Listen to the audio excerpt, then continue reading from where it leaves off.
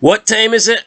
Hey, it's time to rock and roll, and Trish Stratus is coming back, and she is rocking, she is rolling with WWE superstar Maxxine. Welcome back, guys, to Fog Wrestling. I wasn't really aware that Maxxine needed defended, but I guess she does. We had Selena Vega defend her, we had Rhea Ripley defend her. Those two people coming out and saying that the fans aren't allowed to boo, telling us that we can't voice our opinion and whatnot. And now Trish Stratus, in an interview, is the latest to do so. But let's actually talk a little bit about the negative reaction that Maxxine was getting. First of all, if you suck, then you're entitled to get a negative reaction. Or if you're a heel, you want to get a negative reaction. Now, Maxxine's not a heel, but she does kind of suck when it comes to the in-ring. But for me, this has been blown out of proportion. I don't think there was that many people booing Maxxine. I mean, they're making it out like everyone hates Maxxine. It's like, not really. There's like one guy at a house show and a few people from NXT. It's hardly the entire WWE fan base here that is criticising Maxxine. I actually like Maxxine. She looks like a woman, therefore she's one of the best for me on the roster. She's actually attractive. I know not many people in wrestling are attractive now, or try to be attractive, but Maxxine is. So for me, I give Maxxine the thumbs up. But yeah, Trish Stratus, I guess she's seen some parallels to her career. She wasn't so good in the ring at the beginning. Maybe she got booed back then as well, because she came out in an interview to try and defend Maxxine and throw some shit back at the haters. So that's what Trish Stratus had to say. Quote, "I think these keyboard warriors have no idea what we do. I suffered it too. They were like, oh, that match was crap. Well, you try it. I love that women banded together because we all get it. We all go through it. We all live it. It affects us, you know. We have feelings. So when people say something mean, it doesn't feel that great. So it's great that we can all use the platform of social media to unite and let the critics know that they can't just talk shit and get away with it. I love that we can put them in their place. I think that Maxxine is doing amazing. I think she's been booked perfectly. I see some similar parallels to the way I was booked early on. I believe I have this connection with the fans because of how I came up. I didn't do the traditional upbringing. I didn't come in trained. I didn't do the indies or the minor leagues, so to speak. I literally learned on the road. I learned as I went. And everyone was along for the journey.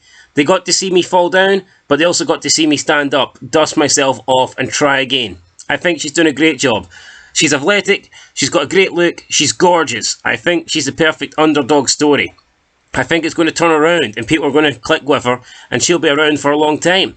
I would encourage her to use those negative words as her fuel. I hope she turns it into fire so that she can get back to them and say, look what I did now. When I was getting criticised, when people were telling me I'd never succeed, my motivation was to become so good that people couldn't help but notice. That drove me. Hopefully it can fuel her as well." End of quote. So, I mean, that's what Trish coming out and saying with a lot of baloney, really, at the end of the day. I mean, there's a few things I do agree with here. She says that Maxxine is athletic. She says that she's gorgeous. I can't deny that. I think Trish is spot on with both of them. She also says there's a little bit of parallels between their careers and that when Trish came around, you know, maybe she wasn't the best, she wasn't trained. And I agree with that.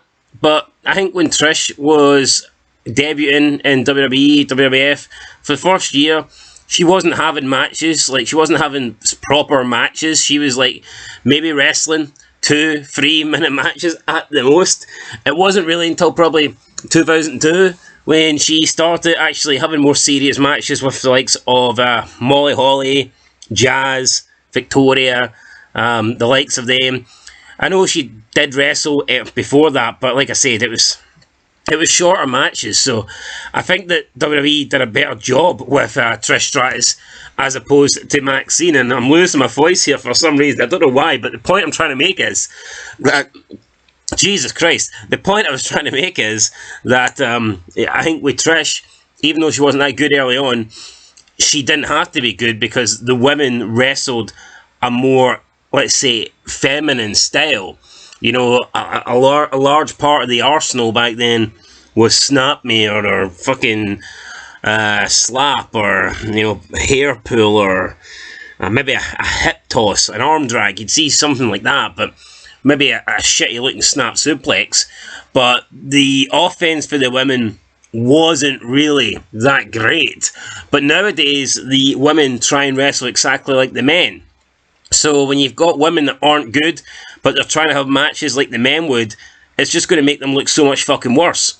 Yeah, Maxxine is athletic. I mean, I'm sure if she was taking on Stacy Keibler in 2001, it would be a good 2-3 minute match.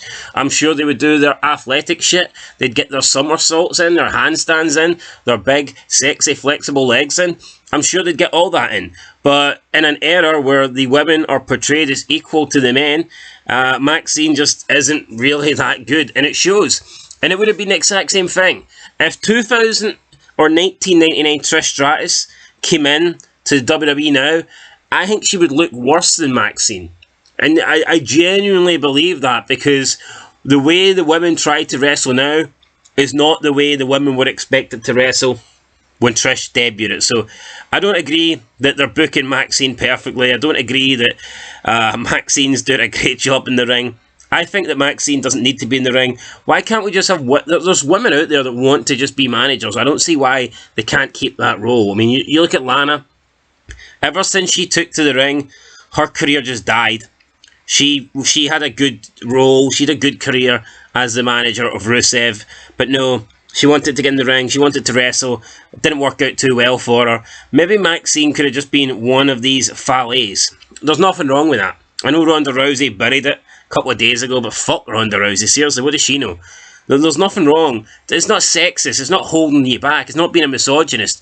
If you're a woman in the wrestling business and you're happy and content with just being a manager or a valet, then that's perfectly fine. You can have your career by doing that. You do not have to step in the ring. I mean, a lot of people, it's before my time, but a lot of people say Macho Man and Elizabeth are like their greatest duo.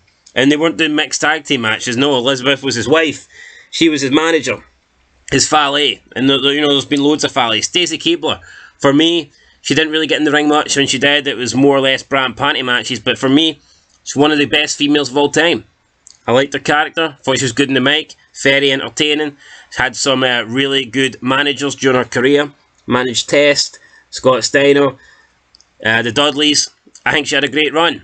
Did she get in the ring? Did she wrestle? Did she put on 5-star matches? Absolutely not. But if you had to rate her out of 10, you'd be giving her a fucking 10. So yeah, there you go. You don't need to be a wrestler to be great in wrestling. So is what it is, guys. I think Maxxine has got potential, maybe not as a wrestler. Don't really agree with Trish. And another thing, saying that people online, I mean, I get it to some point. Like, I think that social media now, people will just say what they want. But if you're constructing your criticism and you just have a negative opinion of someone, as long as you aren't overly bashing them or being disrespectful, I think you're more than entitled to have that, especially if you're going to a wrestling show and you're paying money.